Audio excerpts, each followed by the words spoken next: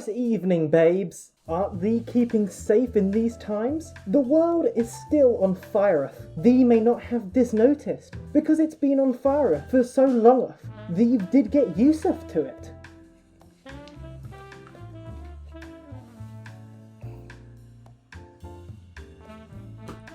The plague has come.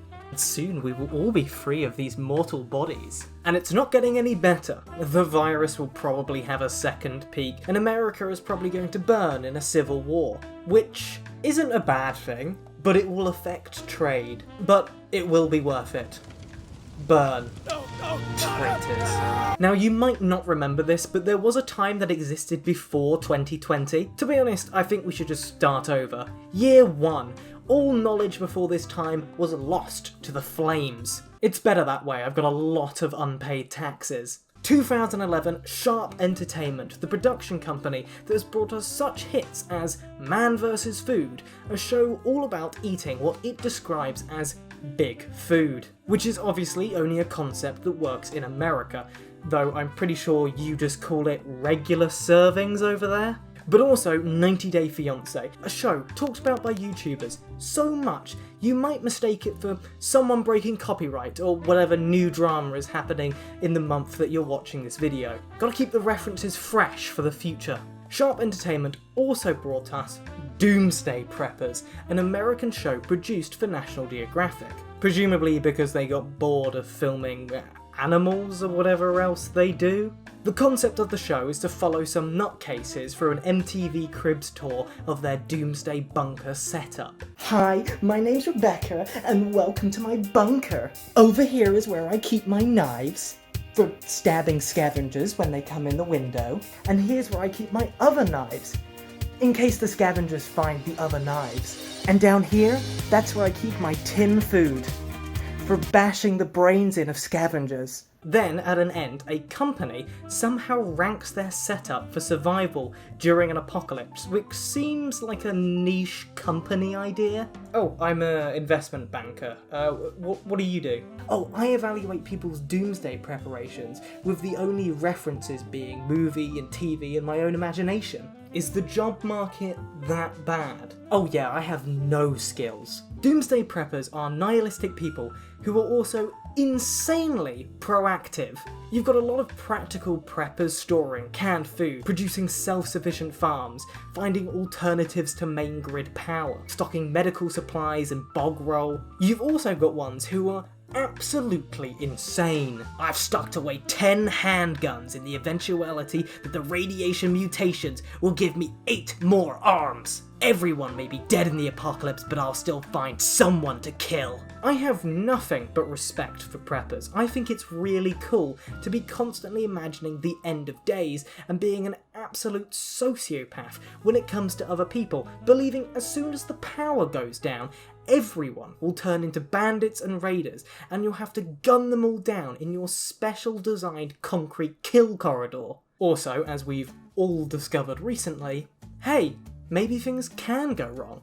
The pilot episode showcases 4 families. Each one is preparing for what they think will be the end of the world as we know it. Nuclear fallout, financial collapse, EMP blast, no more McNuggets, all valid scenarios. The first family we visit is Dennis, Danielle, and their 2 kids.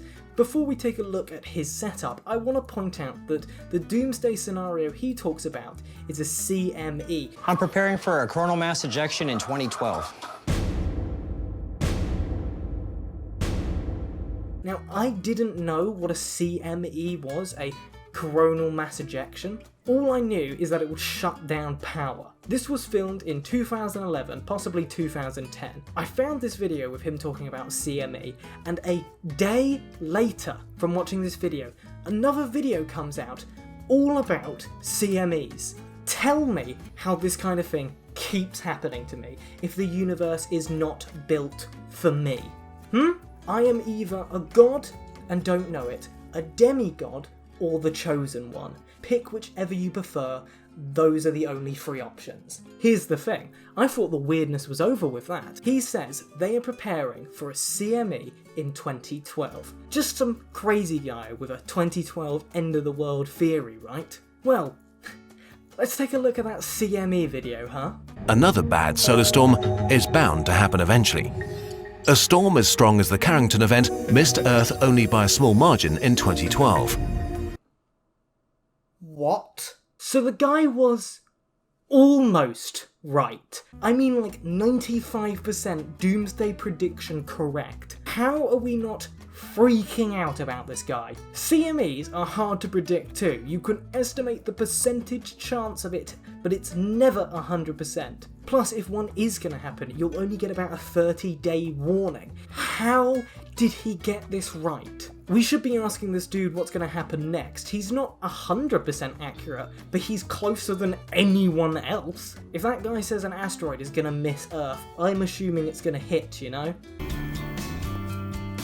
Dennis and Danielle McClung live in a suburb of Phoenix with their 2 children. He is a web designer and she is a nurse. What's art? And they are a typical middle-class family. Except... Go!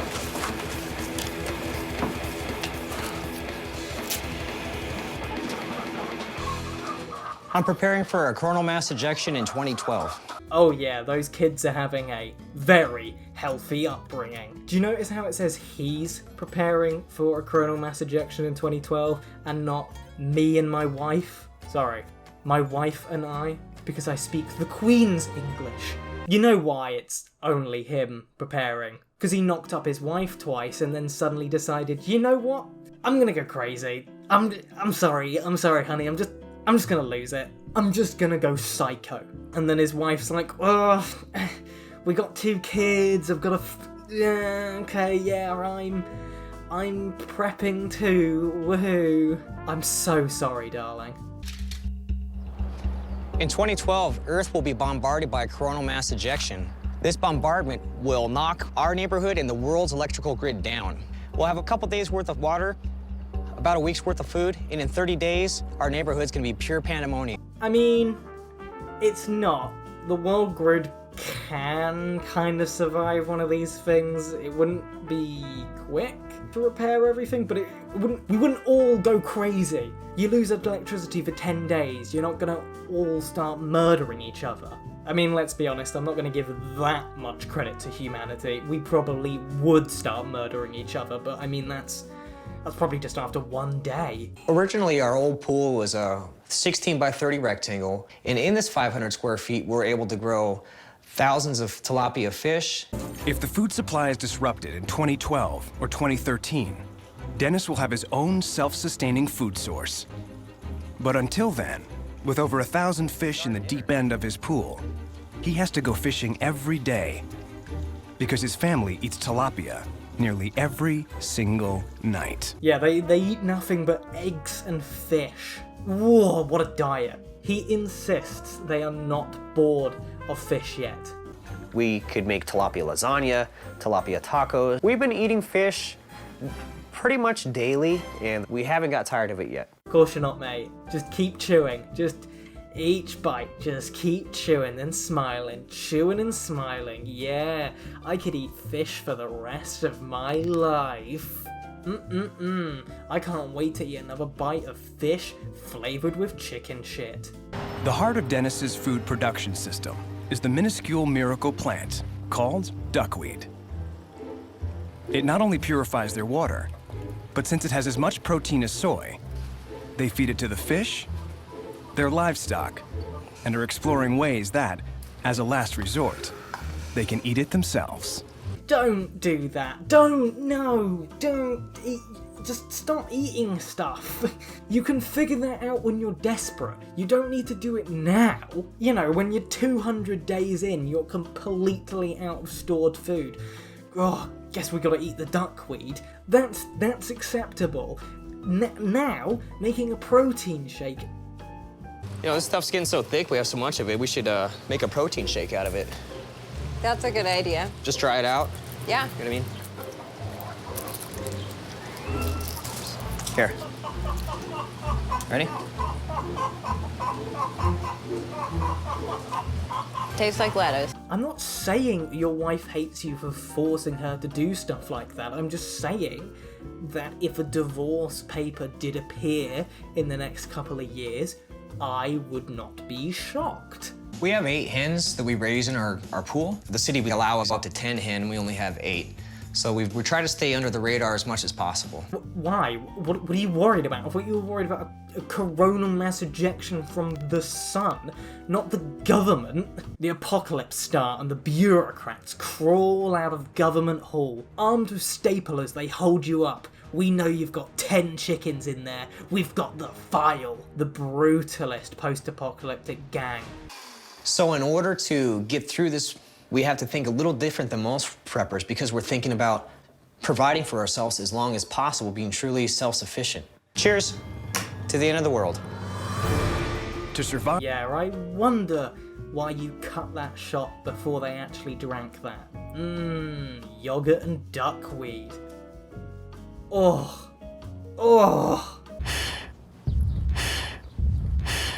Look what we got. All right. Dennis and Danielle are scared that if the grid shuts down because of coronal mass ejections, the nearby nuclear power plant safety measures will fail, and it will melt down. What are you trying to protect yourself from here? Fallout? I'm not a nuclear scientist, but I feel like nuclear power plants probably have some kind of protection against an EMP. Like, that seems like one of the things they'd think, like, what happens if the power goes out? Well, I mean, in a nuclear power station, if the power went out, I suppose I could just make more? We've had a lot of friends and neighbors come over and, you know, think everything is pretty normal until they walk into this room, and it kind of takes them back a bit. We keep our gas masks in order. This one is my daughter Veda's. This is my son Caden's. This is my gas mask. And this is my husband Dennis's. Why is the daughter's gas mask like World War I and the other 3 are like post-apocalypse, like Fallout masks? Why is the could they seriously not get a smaller gas mask? I don't know why that's so funny. What companies just like who would need a gas mask that small? I mean, can't picture it. I love this. They got like 100% rating on like how well prepared they are, but they got a 45% rating on the fact that their neighbours would instantly come and kill them if they knew that they had food. And then the guy says no. Well, I don't really agree with that. We have a lot of support from our neighbors. There's a lot of people who would come to us expecting us to help. And what our position would be to do is, because we know what they should be doing, is direct their energies, because we need to work together as a community and get through 2012. Why are they treating this like Gordon Ramsay goes to restaurants and then he says, oh, this food isn't nice, you need to change this. And then the chef goes, Gordon Ramsay, I don't think you know what you're talking about. To Gordon Ramsay, a world-class chef. And now this Doomsday Prepper guy is doing the same thing to a company that literally evaluates doomsday preparation. And is like, I don't think you're right. What? Why are you doing that? Just say yes. Sorry to jump in here, babes, but I've reached 50,000 subscribers, or will have reached 50,000 subscribers by the time you see this. This is incredible. I was stuck at 30k for so long, for at least over a year.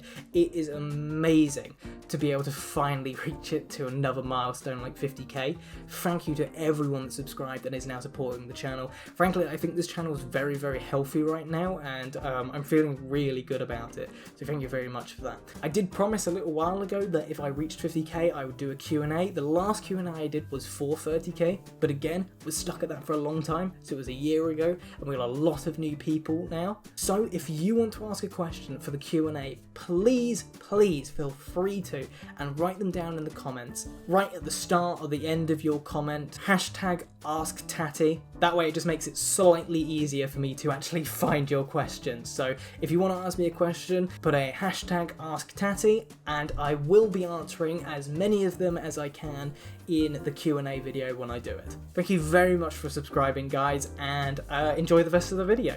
Lisa Bedford and her family live in the suburbs of Phoenix. But she's not a typical suburban soccer mom carpooling her kids to games. We have no other interest or purpose in life other than preparing for some Armageddon. God damn it, woman. Get a hobby. Become an alcoholic. I don't know. Do something. Join a wine club. You don't need to, panic. She is busy prepping her family for the end of the world. I want my kids to do all the fun things that kids should do, but I also want them to learn practical skills.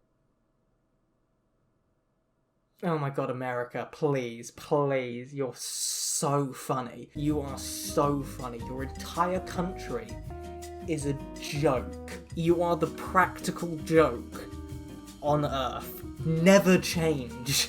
I want my kids to have fun, but I also want them to learn practical skills, like the ability to kill. It's a useful skill. The moment the US enters into a financial collapse, pick up a gun and pull the trigger. It's just such a joke, isn't it?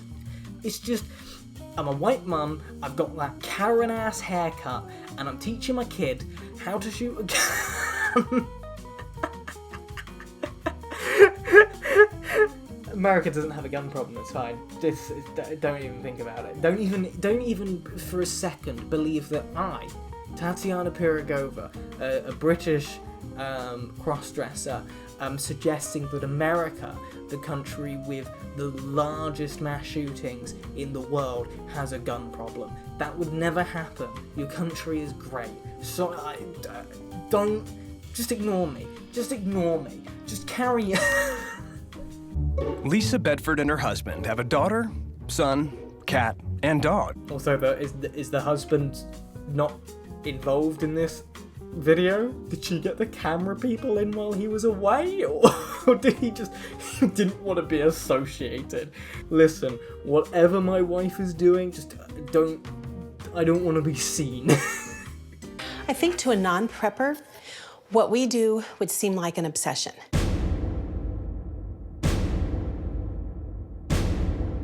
Maybe because it is. But I'm not obsessed by anything. I'm just prepping for collapse of the economy. I am not obsessed by anything. I just have to do this all the time. I have no friends, and all I do is think about the end of the world. It's not an obsession, it's a hobby. Just like how alcoholism is my hobby. Not just by going to the grocery store and buying everyday groceries. Okay, I think we're good on tomato soup and chicken noodle soup. Oh, you're good, are you? You're good on tomato soup and chicken noodle soup. Tell me what's bad? Having like 100 cans? 200 cans? And good is like storing 500 cans. I don't know how I'm gonna eat this when the world ends.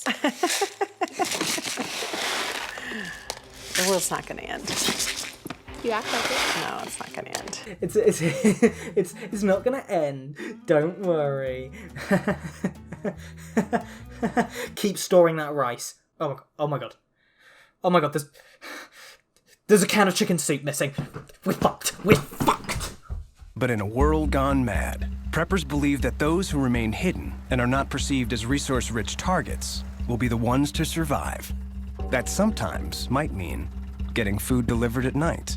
OPSEC stands for Operational Security. It's a military term, and it just means keeping your lips zipped. Loose lips sink ships.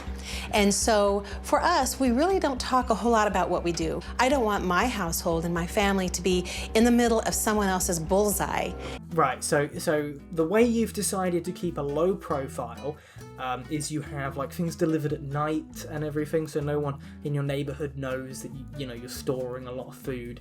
And you've also decided to do a documentary on a show called Doomsday Preppers, where you highlight everything in your house, including the fact that you have a large storage of precious metal. What we have done is just invest in precious metals, physical silver and gold. We've heard that buying junk silver is maybe a good hedge against inflation. Including gold and silver. If they weren't robbed, I am shocked.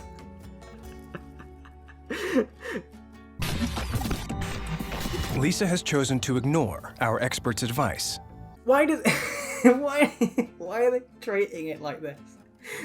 She's decided to ignore the advice. She's basically dead. I'm just gonna rack out the last couple. So the next one is a large grouping of families who have created a farm where they are gonna make their own food and stuff. Pretty self-explanatory. However, they have basically created their own militia group where they will kill anyone that tries to get food from the farm. In the event of a total economic collapse, Scott and David anticipate that they will come under attack from roving bands of marauders, and that they will have to protect what they have built here. And they look like domestic terrorists. David Kobler owns many guns and thousands of rounds of ammunition. Frequently, he runs a firearm training session that every man, woman, and child must participate in. Must participate in. That's right, it's not an option. You can't be a kid and go like, no, I'm not gonna go to the firearm practice session today. No, you've got to. If you're not turning up to 8 AM gun practice, get out this farm. So that they are prepared for that fateful day when they are faced with the ultimate survival decision: kill or be killed. The ultimate, there is no other choice. Financial collapse, they will be attacked, they will have to kill everyone. Tell me these people do not look insane. If I saw this footage without the narration, or without any of them speaking, I just assumed that this was an, American terrorist cell hidden in the woods. This looks insane. Right, I'm gonna call that in for this video. Kind of a weird mixture of video. I'm trying something out where I prepare the first half of the video and then I kind of do an improv of the second half of the video, just kind of to lessen the burden on me and being able to produce more often content rather than preparing full-length videos, which can take anywhere between 1, 2, or 3 weeks. So I do hope you kind of enjoyed this video. If you did enjoy this video and you're new here, please do subscribe, leave a like and a comment on the video because it really helps out the video. Welcome to all the new people that have turned up from the last video. We've got a huge amount of people from the last video. I know a lot of you were more just like, whoa, Femboy Hooters, what's that? And then you click subscribe. So I hope you guys stick around. This is kind of my becoming my normal content, this kind of commentary style. So I hope you enjoy it.